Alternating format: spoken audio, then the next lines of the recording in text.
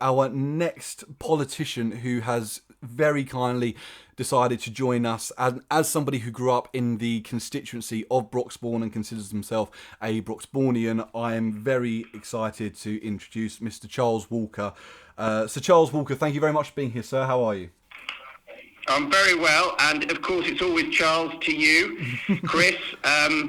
It's Charles. I mean, it's Charles if you're being polite to me. So I hope you're being very polite. So let's just stick with Charles, shall we? Absolutely. And if you want to call me worse, of course you can. If I disappoint during your interview. Well, we will go with Charles then. So Charles, last night we had the Prime Minister's roadmap out of this lockdown. Now you have been very, very, I would consider brave in your in what you've been saying regardless to the lockdowns over the last 12 months. What is your verdict on the PM's roadmap out of lockdown?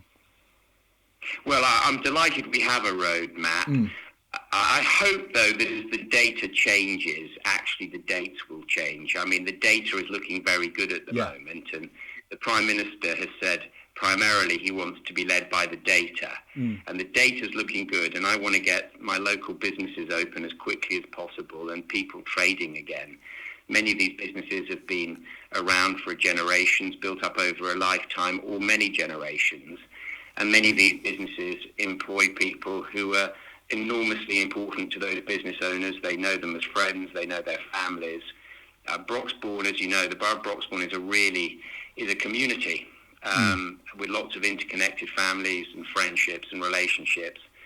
And a lot of those friendships and relationships are built around work, and we need to get people back to work. Yeah. So you would consider, as long as the roadmap stays as is, and or even adjusted so it's a sooner reopening, are you fairly satisfied with it? Well, no, I mean, I'm not satisfied with it. No, I mean, I want to see people get back to work. I want to see people get back to work as quickly as possible. I don't want to see more businesses in my constituency fail through no fault of their own, fail because they're not allowed to trade. Yeah. And I don't want to see more of my constituents put out of work. So I want people back at work. I've been consistent about that. Okay, excellent, sir. And last year, a video escalated through various media sources of you getting rather frustrated with police officers who were carting away a elderly woman who was peacefully protesting. Now, do you think that with all the restrictions that have been held through this pandemic, do you think that this has damaged in any way the reputation of the police in this country? Well, I've got a lot of time for the police. I think they do a fantastic job, particularly ours in Broxbourne and in the Hertfordshire area. And I think politicians have put police officers in an almost impossible situation. I mean, banning protests to me is just something I simply cannot get my head around or understand. We tolerate thousands of people going to the park. You saw the photographs, as I'm sure many of your listeners did over the weekend, of people in the park. But if 3 or 4 people gathered together with a placard, they face the possibility of arrest. Now, of course, some police forces will exercise discretion and others less discretion.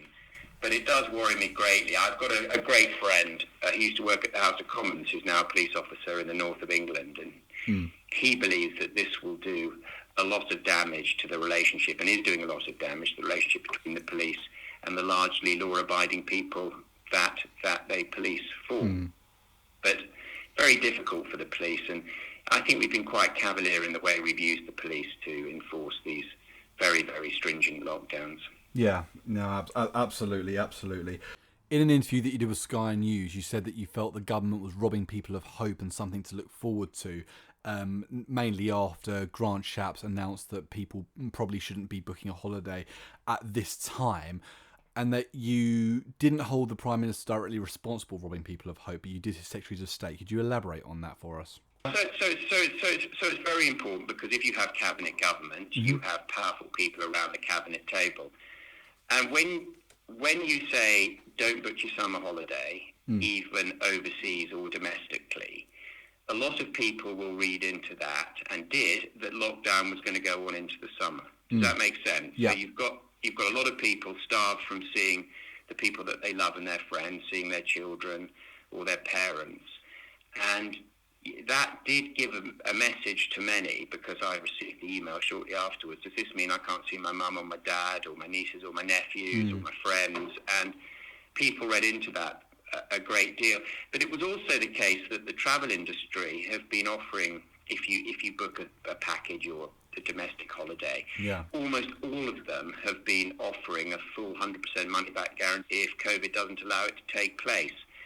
So what they were relying on was the early bookings and the deposits to keep their cash flow going. And when you say don't book your summer holiday now here or overseas, all those deposits, or many of those deposits, will not be laid and those plans made, and cash flow dries up.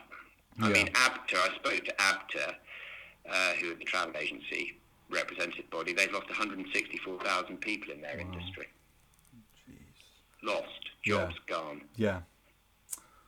Wow. No, absolutely. So I think, and looking at the Secretary of State for Health, when he wanted to lock people up for 10 years from perhaps not being entirely truthful that they'd been to Portugal, I said it's perfectly reasonable to fine people a lot of money, £10,000. But to dig up the 1981 Forgery Act and introduce the 10-year sentence under that as a way of bypassing any parliamentary scrutiny was deeply concerning. Deeply concerning. Absolutely. Now, you said on Channel 4 News, you said that you received thousands of emails from people who are struggling mentally through this lockdown over the past 12 months, be it through restrictions or through the lockdown. Do you think that the government is prepared for the possible mental health crisis that we have ahead? Well, we've got a very good mental health minister, Nadine Dorries, who's a former nurse and has been a friend of mine for a very long time and is very effective and efficient. But we will need a massive buy-in from the very high ups, from the Chris Whitties of this world and the Secretaries of State of this world and Number 10 and the Prime Minister. Because there's a lot of pain and suffering out there. People have been terrified into believing if they leave their home, they could be struck down and die. Even people in their sort of teens and 20s, or if they go outside and come home, they could kill their mum and dad off in their 30s and 40s. So there's been a lot of psychological damage done beyond just the stress of fearing for your job or having lost your job, how you're going to pay the bills, whether you have a future in your career. So there's a lot of anxiety. I think there's a lot of anxiety out there, and it's not going to dissipate overnight. It's going to take time. I completely agree with you, sir. And I've spoken to you about this before, but a friend of mine who's sadly going through a bit of a hard time at the moment. His grandfather passed away last year, and he said the worst part of it was that he couldn't see him and hug him before he passed away, which is really absolutely tragic. Genuinely is. Now, the last thing which I must ask you is that there has been a lot of talk and a lot of speculation over vaccine passports. Now, it's looking likely that a country like Australia will ask travellers and international arrivals to produce a vaccine passport when entering the country. So, moving aside from the idea of vaccine passports in bars, restaurants, and theatres, but do you think that the UK should adopt the policy of having a vaccine passport for international arrivals coming into the UK? I mean, that's up to the UK. I mean, there have been many scientists who say you've got to be careful with vaccine passports because it doesn't mean you haven't got COVID. It doesn't mean you're going to be able to resist a new strain of COVID, and it doesn't mean you're not bringing a new strain of COVID into the country. So I suspect that there's a lot of talk about this. And of course, countries can have, of course, their own requirements before entering. If we want to have it, Australia wants to have it. I think that's an entirely different kettle of fish, I'm afraid, to having them domestically, which I would oppose to the very last breath in my body. Yeah. But I think actually as people start to understand that this is going to be with us annually, it's going to be very similar to the flu, then I think these sorts of things will probably fall away, to be perfectly honest. Yeah. Okay, well, here is hoping. Fall away. So it might be something that happens for a year or two, but I think eventually if the world gets used to living with COVID, and I'm hoping it will mutate so it becomes fairly similar to flu in the sense that it's no more dangerous than flu, and flu can be dangerous to elderly people, which is why they're vaccinated. Then actually the need for these passports and desire for these passports will sort of dissipate and then evaporate. Absolutely, absolutely. Sir Charles Walker, thank you so much for coming on East Herts Radio. We really appreciate you giving up your busy time to come and speak to us, and we really hope that you'll come and speak to us again at some time. Ladies and gentlemen, I want to say a huge thank you to Sir Charles Walker for giving up his time there.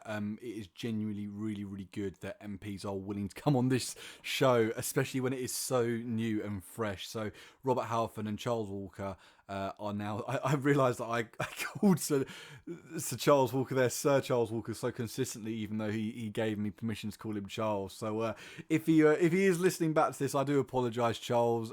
In future, I'll make sure I just go by Charles. But I'm extremely grateful to any MP from any party who's happy to give up 10-15 minutes of their time to come and speak to us.